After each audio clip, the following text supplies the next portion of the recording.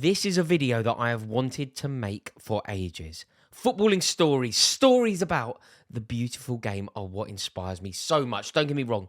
Obviously, I find the passion in a bicycle kick from outside the area, or an amazing clearance off the line, or a last-minute save tipping it round the post. But the stories that exist around football truly inspire me.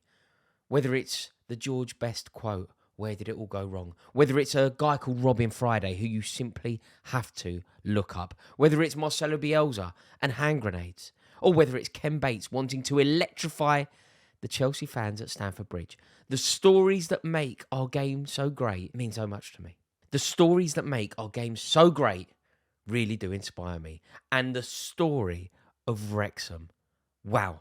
This is a video that I've been so desperate to do for such a long time. And do you know what? Today, I just thought I'm going to do it. Here we go. Wrexham. Tough as it may be to reconcile the concept of Wrexham, a club that have been languishing in the doldrums of the football pyramid, they have become fashionable. Wrexham are Hollywood. Wrexham are box office. The racecourse ground is suddenly the golden ticket, and we need to explore why. How have they done this? Wrexham Football Club have fan clubs all over America. Fan clubs in Minnesota, fan clubs in Ohio, fan clubs in Wisconsin, all desperately pledging their support, their loyalty, their love to Wrexham Football Club. They are selling nearly £500,000 worth of merchandise, which is comparable to clubs far superior to where they sit in the football pyramid. And they have journalists from all over the world at their stadium. They had a geezer in the press box from the New York Times fairly recently. But how? The answer is obvious. It's Rob McElhenney and Ryan Reynolds. The two friends combined to create a company. The company is called R.R. McReynolds Company. And that company, about 2 years ago, almost to the very day, completed a £2 million takeover of Wrexham Football Club. And from that moment on, Wrexham will never be the same again. So Wrexham, as a football club, don't get me wrong, they've got a very proud history and a beautiful ground. One of the best cops that you will ever see in football. I think it is true football heritage, but it hasn't been going well. People will always talk about the Mickey Thomas goal that they scored when they knocked Arsenal out the cup and whatever, but it really hasn't been good. Fairly recently, they played Havant and Waterlooville away from home, and they took 74 fans. I tell you what, getting a ticket then wouldn't have been a problem, but you will not get one for love nor money now. We'll start with McElhenney. He is the driving force behind this takeover. You'll most likely know him from It's Always Sunny in Philadelphia, but he's a very successful actor and producer in the United States. And Ryan Reynolds, I feel like I don't really need to talk about Ryan Reynolds, but I should probably do it just out of respect to Rob McElhenney, just in case. I'm sure, look, maybe somebody will benefit from knowing this. Where to start? Here's, one of his most recent films, Free Guy, topped the US box office charts for well over a month and made nearly £150 million worldwide. Deadpool, his biggest hit, earned over £550 million. He's born in Canada. He is disgustingly handsome. He used to go out with Alanis Morissette. He was married once to Scarlett Johansson. I think he's now married to Blake Lively. Heartthrob, entrepreneur, excellent actor. In 2018, he bought a stake in Aviation Gin. Aviation Gin was the fastest growing premium gin in the US market. He recently sold his shares of Aviation Gin to the drinks conglomerate Diageo. Upon that sale, he made $440 million. He also owns a stake in a mobile phone company and recently co-founded an advertising agency. Funny, famous, rich, good at branding, clever eye for marketing.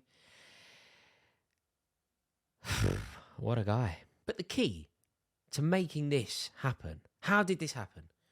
It is due to an English actor and writer called Humphrey Kerr. Humphrey Kerr worked for Rob McElhenney, and he knew that Rob had an understanding and an aptitude and an interest in sport. Once he recommended that Rob were to watch Sunderland Till I Die. I don't think he quite enjoyed the first episode. Rob watched the first episode with his wife. He didn't love it. But by the time he watched the second episode, he had fallen in love with the concept. He loved Sunderland as a place. I think that he felt that it echoed Philadelphia, where he's from. You know, blue-collar town, similar kind of style in terms of Sunderland Football Club, his beloved Eagles. And he fell for the story, hook, line and sinker. It then got him thinking. He thought that he wanted to emulate the story of Sunderland Till I Die, perhaps buy a football team himself and document the entire process. Effectively, turn the tide at a forgotten football club with a rich history. And as a result, Humphrey Kerr was charged with coming up with a list of possible suitors. So Kerr came up with Wrexham. Wrexham, look, they're the third oldest football club in the world, but they have been so poorly run at boardroom level that twice their supporters have been obliged to step in and rescue the club from oblivion. It was perfect. So they've got the club, they've got the two unlikely Hollywood owners. Now, can they make it happen? They do. And the Rob and Ryan effect is there for all to see at the racecourse ground. The Kop is now covered in a smart banner emblazoned with the club's new and old sponsors. The older local firms that kept the club afloat for such a long time are still respected. They are still given a lot of purchase at the club. But obviously when Ryan Reynolds is involved, the elevation of sponsors has gone up. So the local firms are doing far better, but they are no longer front and centre. This is Hollywood in a corner of North Wales. And there has been a similar upgrade on the pitch as well, with Paul Mullin, last season's League 2 Player of the Year, leading the hall of League 1 quality talent that arrived in Wrexham in the summer. Mullin scored loads of goals for Cambridge and was capable of playing at a far higher level than Wrexham were currently playing their trade. But the opportunity for Mullin to go and play for Wrexham, it's such an appealing proposition. You can't turn that down. To get into a situation where Ryan Reynolds is your boss, you just got to do it, haven't you? So the elevation has occurred both in the boardroom and on the pitch. And the club need to get into League 2. There is no doubt they need to get there, not only for the story and the story arc of the documentary, but for so many reasons. The football club need to be there. They are big enough to deserve to be there as well. But they also need it for financial reasons. Look, in League 2, the annual Premier League solidarity payments amount to £1.2 million a year, whereas in the National League, it's less than 100 grand. So for this to be sustainable for Wrexham, they are going to need to secure promotion. But today, that is not what's at stake. Today, the dream pursuit of Wembley is on the horizon. Another huge part of why the finances are impacted by being promoted would be because of the amount of away fans. Look, the home fans are turning up now. You know, you cannot get a ticket for the racecourse and it is sold out pretty much every single game. But away fans aren't doing that. You know, they played Bromley recently and Bromley took about 35 fans. So there are lots of empty seats, whereas the teams in League 2 will not do that. The teams in League 2 have a far bigger away following and therefore that will help generate more revenue for Wrexham. So promotion is essential. So look, we can call Wrexham the Man City of the National League if we want, but I find this story fascinating. We will be talking about this story for centuries to come.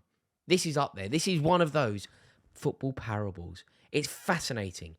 A Hollywood A-lister has turned up at Wrexham and documented the entire thing. It feels like they're doing it properly. They are paying homage and respecting the heritage that is Wrexham. They aren't coming in and trying to change the colours or change the name.